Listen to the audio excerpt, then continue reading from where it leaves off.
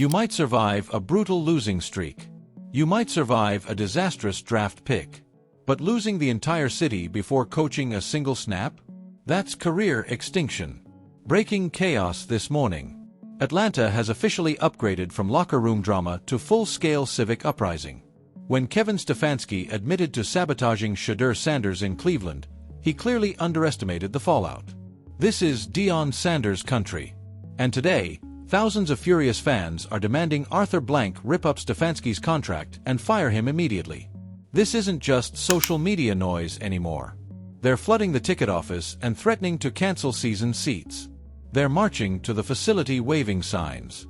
They've practically frozen the Falcons' off-season in its tracks. The pressure suffocating the front office is unreal, and someone will pay. We're now hearing that Falcons president Matt Ryan has scheduled an emergency press conference this afternoon to confront the Fire Stefanski movement. Don't just watch, subscribe and turn on notifications now. If you want to see whether Matt Ryan stands by his coach or feeds him to the wolves, hit that button. The podium is waiting. This is how Shedeur Sanders is about to torch tens of millions from an NFL head coach's bank account. To grasp the volcanic fury erupting across Atlanta, you have to dissect the calculated chain reaction that detonated in Cleveland. This wasn't some awkward coach-rookie misunderstanding over a playbook tab. This was a slow-motion demolition of a young quarterback's trajectory, all to shield a paper-thin ego. Let's pull the receipts.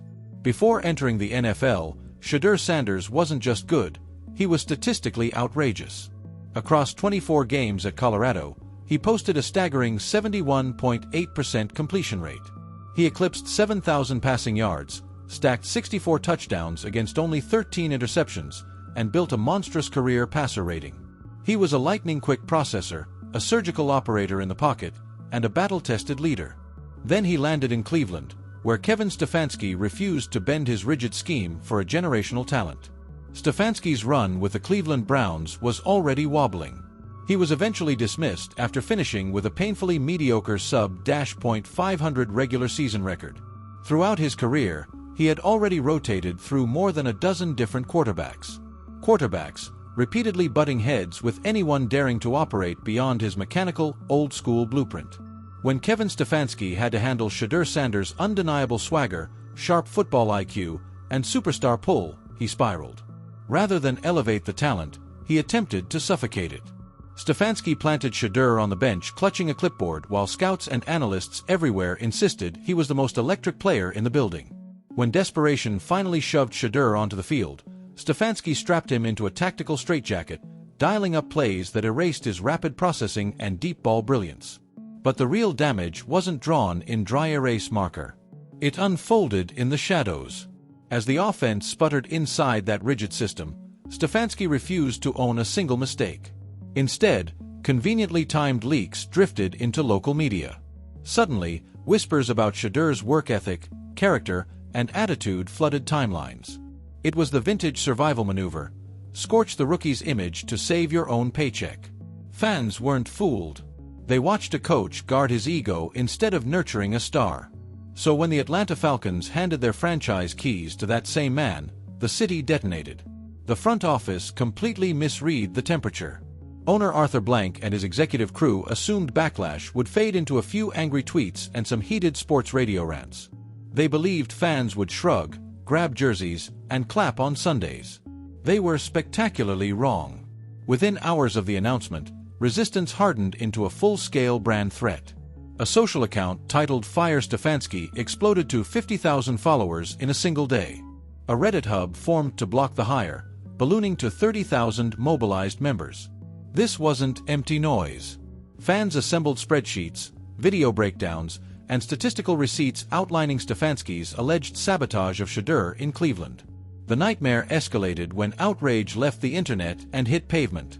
On a calm Saturday morning, more than 2,000 Falcon supporters swarmed the team's sprawling practice facility in Flowery Branch, Georgia.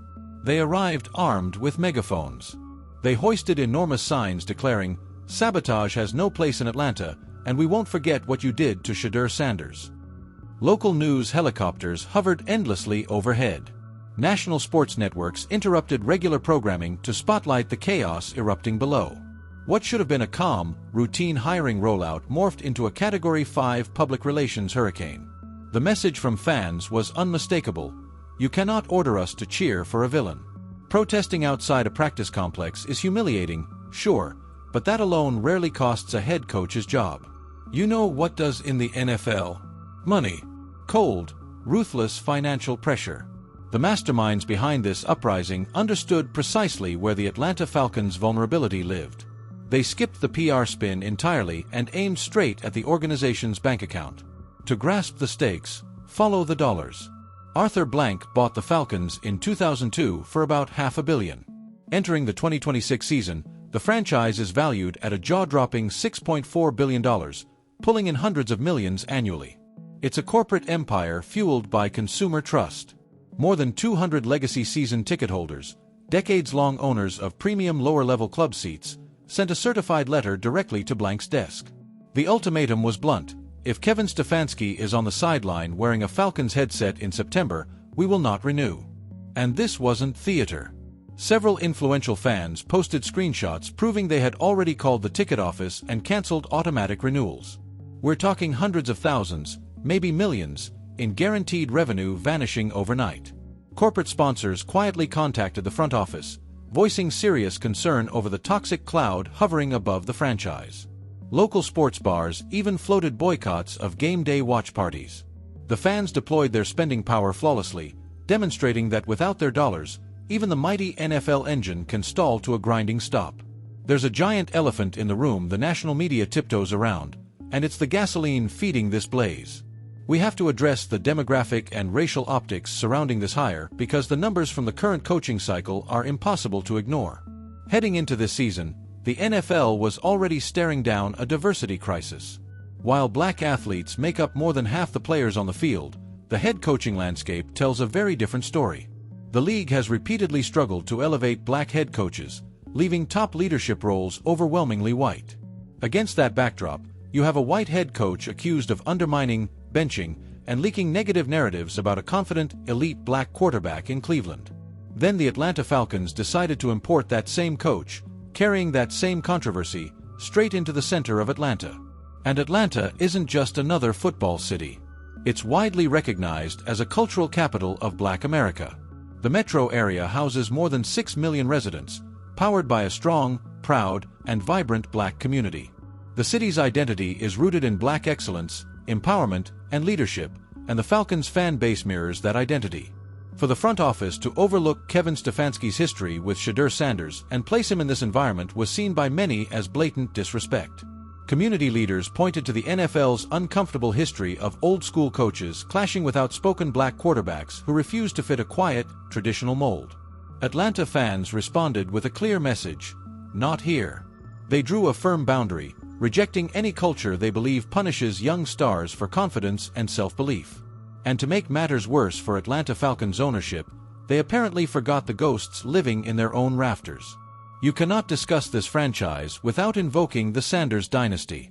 Roll the tape back to the 1989 NFL Draft. With the 5th overall pick, the Falcons selected Deion Sanders. Primetime didn't just play in Atlanta. He became Atlanta. He injected swagger, flash, and cultural electricity the franchise had never experienced and has chased ever since. He ruled the city as a two-sport phenomenon, launching baseballs for the Braves and taking interceptions to the house for the Falcons. The bond between Atlanta and the Sanders name isn't casual. It's carved in granite. So when the front office hired the very coach accused of trying to derail Shedeur Sanders, they weren't just making a football decision, they were stepping on sacred ground. Fans feel a generational loyalty to the Sanders legacy. They remember the neon glare, the high steps, the primetime aura. Bringing in Kevin Stefanski wasn't viewed as a routine hire. It was seen as a direct insult to Shedeur and to Coach Prime's legacy. You don't walk into the house Prime built and expect applause for the man who allegedly tried to undercut his son. The backlash feels poetic, and fans are determined to make the executives answer for what they see as stunning tone deafness. And what about the current roster? Why hasn't anyone in the Falcons locker room grabbed a microphone? The reality is they're talking, just not publicly. According to insider reports, the locker room is quietly resisting Stefanski behind closed doors. Veteran players have reportedly organized players-only meetings, voicing serious unease about the hire. Consider the young talent in that quarterback room. They need guidance, not authoritarian control. What rising playmaker wants to be shaped by a coach accused of shattering a rookie's confidence? They've studied what happened to Shadur in Cleveland, and it rattled them. If Stefanski could politically undermine a high-profile talent like Sanders, what would stop him from doing the same when pressure mounts? But NFL players operate under strict non-disparagement clauses. Public criticism could trigger fines, benchings, or permanent reputational damage. So they've adapted. Reports suggest players are quietly using anonymous channels to connect with protest leaders, signaling support and urging them to keep the heat on. They can't say it at a podium, but the message is clear behind the scenes: don't let up. An alliance like this is virtually unheard of in professional sports. The fans have become the loud, unapologetic shield for a locker room muted by corporate fine print. While supporters roar outside the gates and players quietly simmer within, a full-blown power struggle is erupting upstairs. Arthur Blank is reportedly furious, and the internal finger-pointing is ripping through the front office. Insiders say panic is spreading over who championed the Kevin Stefanski hire most aggressively. Was it the general manager? Was it ownership leaning too hard on resume highlights? The public relations team is said to be scrambling. Emergency strategy sessions are happening daily as executives search for a way to contain a blaze scorching their brand reputation. Scouts and assistant executives are allegedly worried this controversy could cripple their pursuit of premier free agents in the coming offseason. After all, what top-tier player eagerly signs up to join a franchise that appears to be at odds with its own head coach?